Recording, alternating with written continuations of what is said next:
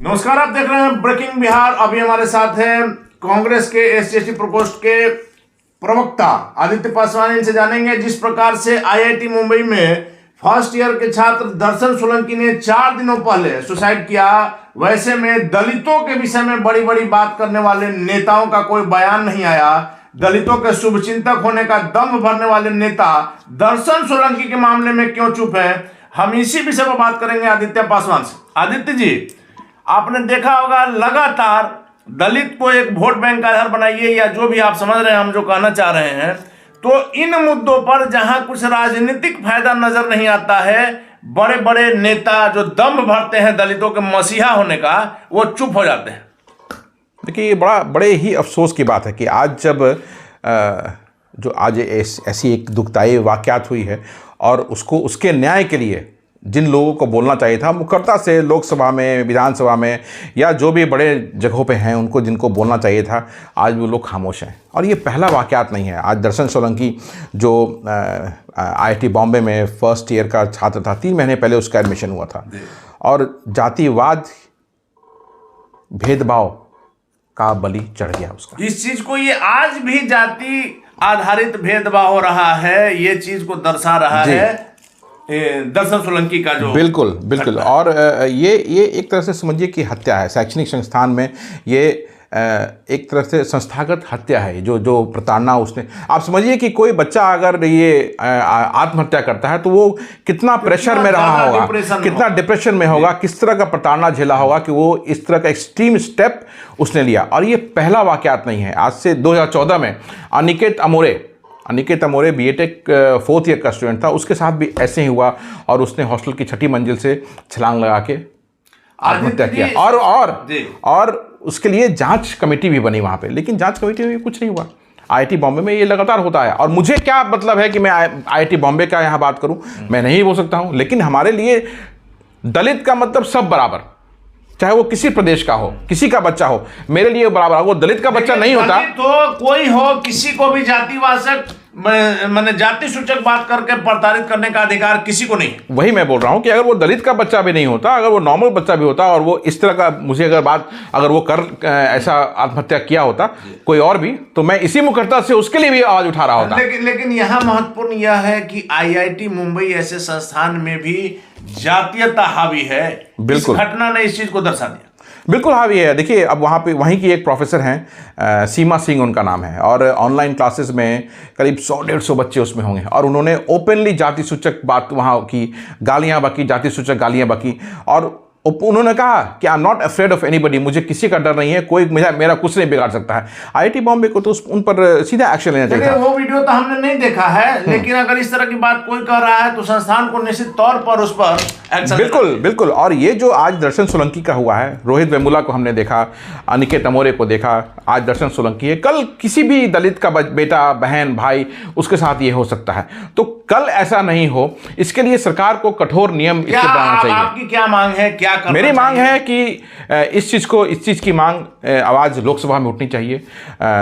देश के जो सामाजिक आधिकारिक मंत्रालय के जो मंत्री हैं, रामदास अठावले, उन तक ये बात पहुंचनी चाहिए। वो तो अब देखिए, आप वो लोकसभा में चुटकुला सुनाते हैं, प्लस राष्ट्रीय अनुसूचित जाति जनजाति आयोग, उसको इसका संज्ञान लेना चाहिए और कठोर सजा देनी चाहिए इसकी जांच करके, ताकि आगे से कोई भी इस तरह का करने का नहीं सोचे। माननीय प्रधानमंत्री जी तक आवाज जानी चाहिए। चुप्पी क्यों? चुप्पी मतलब आप बताइए, चुप्पी क्यों है? मैं आपसे पूछना चाहता हूँ, या जो बिहार के इतने बड़े जो दलितों के नेता हैं, या देश के इतने सब दलितों के नेता जो बनते हैं, जो वोट बैंक के लिए लोगों के बीच में जाके एक से एक तरह की बातें करते हैं, आज वो खामोश है, क्यों? इसका कारण क्या है? इस मामले में भी तो उनके पीड़ित, उनके परिजनों से मिलने के लिए जाना चाहिए था। बिल्कुल, लेकिन वहां फोटो खिंचाने का मौका नहीं मिलेगा ना। दिक्कत ये है, आप जाके देखिए, उनके परिवार के साथ अगर कोई जाए वहां पे, उनके परिवार से मिले, तो देखिए किस प्रताड़ना से, किस दुख से, किस गम से वो लोग गुजर रहे होंगे। ये वही समझ सकते हैं, दूसरा कोई नहीं समझता है। लेकिन फिर भी आज उनके लिए आवाज़ कोई उठा रहा, मैं यहाँ बोल रहा हूँ। लेकिन आपके माध्यम से मैं, जो लोग भी मेरी आवाज़ सुन रहे हैं, मैं उनको यही बोलूँगा कि इस चीज़ को आप इतना ट्रेंड करें, इतना वायरल करें कि माननीय प्रधानमंत्री तक ये बात पहुँचे और इस पर एक्शन हो। इसमें जो दोषी है उन पर कार्रवाई। बिल्कुल। चलिए आदित्य जी, इस बात को तो जहां तक पहुंचना चाहिए पहुंचेगा ही, लेकिन बिहार की बात करते हैं आपसे। आपने आईआईटी मुंबई की बात उठाई।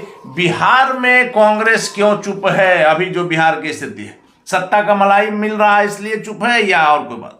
कांग्रेस चुप है मतलब ये सवाल कुछ आपका अटपटा नहीं है, इसलिए कि अभी आप देखिए हाथ जोड़ो यात्रा में मंदार पर्वत से जो यात्रा शुरू हुई और अभी आके यहाँ पे पटना में खत्म हुई और फिर दूसरे चरण की यात्रा भी शुरू होने वाली है।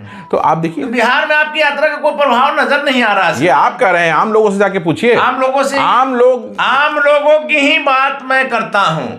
आम लोग, मैं नेता नहीं हूं कि पार्टी पॉलिटिक्स की बात करूं। जो कांग्रेस आप 90 के पहले था उसको आप बहुत जल्दी देखेंगे उस स्वरूप में 90 की तरह ही वो वापसी करने जा रही है। इसी तरह से हम लोग धरातल पर मेहनत कर रहे हैं। कांग्रेस बिहार में बैसाखी के सहारे पर चल रही है। अखिलेश सिंह के आने के बाद से हुआ था कि कुछ कांग्रेस मजबूत होगी, लेकिन कांग्रेस कहां है आप भी समझ सकते हैं, भले कैमरा पर नहीं बोल। नहीं, आप भाई माननीय अध्यक्ष जी अभी तो आए हैं वो, और आते के साथ उन्होंने इतना बढ़िया हाथ जोड़ो यात्रा की शुरुआत की जो काबिल तारीफ है। और अब धीरे धीरे रीस्ट्रक्चरिंग हो रहा है और आने वाले समय में देखेंगे आप एक बहुत मजबूत स्ट्रक्चर आपके सामने दिखेगा। जो लोग धरातल पे काम करेंगे वो लोग आपके सामने रहेंगे और मुझे पूर्ण विश्वास है कि जो 90 के पहले कांग्रेस की जो स्थिति थी वो वापस आएगी। कांग्रेस की स्थिति 90 के पहले वही थी जो आज मंत्री पद के लिए आप लोग को अपने ही गठबंधन में गुहार लगानी पड़ रही है। ये देखिए, ये सीनियर लीडर माननीय अध्यक्ष जी और माननीय मुख्यमंत्री जी, इन लोगों के बीच की बात हुई है। इसमें तो कहा कि एक पद और देंगे, एक मंत्री और देंगे। ये उन लोगों के बीच की बात है, इस पे मेरा कमेंट करना कोई सही नहीं है, इसलिए मैं इस पे कुछ नहीं बोल सकता। चलिए एक आखिरी सवाल है। सुधाकर सिंह जो लगातार अपने बयानों से महागठबंधन में असहजता की स्थिति पैदा कर रहे हैं, आज भी उनका बयान आया। सीधी सवाल है, मुख्यमंत्री नीतीश कुमार पर उन्होंने सवाल उठाया है कि 17 सालों से आपने कोई चुनाव नहीं लड़ा है, अगर आपको अपनी इतनी लोकप्रियता है, विकास का इतना दम भरते हैं, तो आप एक जगह से चुनाव लड़ लीजिए, आपको पता चल जाएगा कि आपके विकास के दावे में कितनी सच्चाई। अब आप ही के गठबंधन के हैं, इसमें आप ही नहीं कहिएगा कि बीजेपी ने ऐसा कर दिया। नहीं, सुधाकर सिंह जी का बयान सरकार के विपरीत लगातार आ रहा है और बिना औचित्य, सरकार मुख्यमंत्री के खिलाफ आ रहा है लगातार। भाई मुख्यमंत्री जी के खिलाफ आ रहा है मतलब सरकार के खिलाफ आ रहा है। और सरकार में अभी महागठबंधन की सरकार है, इसके पहले भाजपा भी तो साथ में थी, सहभागी थी। और पिछले 17 सालों में क्या वो टीम का चश्मा लगाए हुए हैं कि उन्होंने नहीं दिखाई दिया कि वो बिहार में विकास हुआ है? कृषि क्षेत्र में लगातार सुधाकर सिंह मांग कर रहे हैं और जो राष्ट्रीय जनता दल की जो नीति है, जो सिद्धांत है, उसी पर उन्होंने कई बार कहा कि हम तो पार्टी के सिद्धांतों के हिसाब से चल रहे हैं। मांग कर रहे हैं, मांग करने का मतलब ये नहीं है कि आप माननीय मुख्यमंत्री जी पे आक्षेप लगा दें, वो तरीका नहीं है मांगने का। और जब काम हो रहा है यहाँ पे, आप देखिए कि किस क्षेत्र में आप जिस भी क्षेत्र में बात करें उस क्षेत्र में एक बहुत बढ़िया बिहार में काम हो रहा है। आदित्य पासवान जी, कल मुख्यमंत्री ने जो बात कहा उस पर सुधाकर सिंह ने साफ तौर पर कहा, आंकड़ों के साथ कहा है कि विकास गिरा है कृषि क्षेत्र में, किसानों की आय घटी है। नहीं, वो ये कोई मतलब नहीं है कहने के आंकड़ों के साथ गिरा।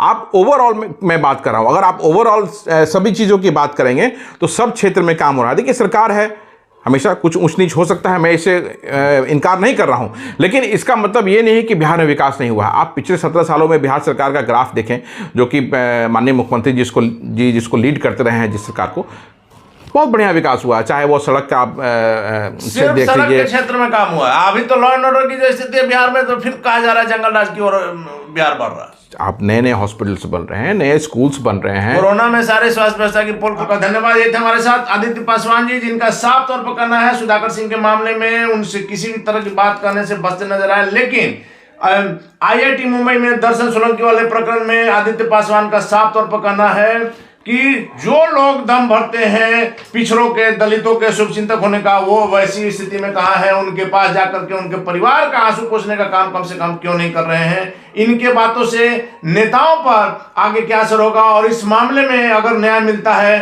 दर्शन सोलंकी को तो देखने वाली बात होगी। फिलहाल आप बने रहे ब्रेकिंग एक्शन।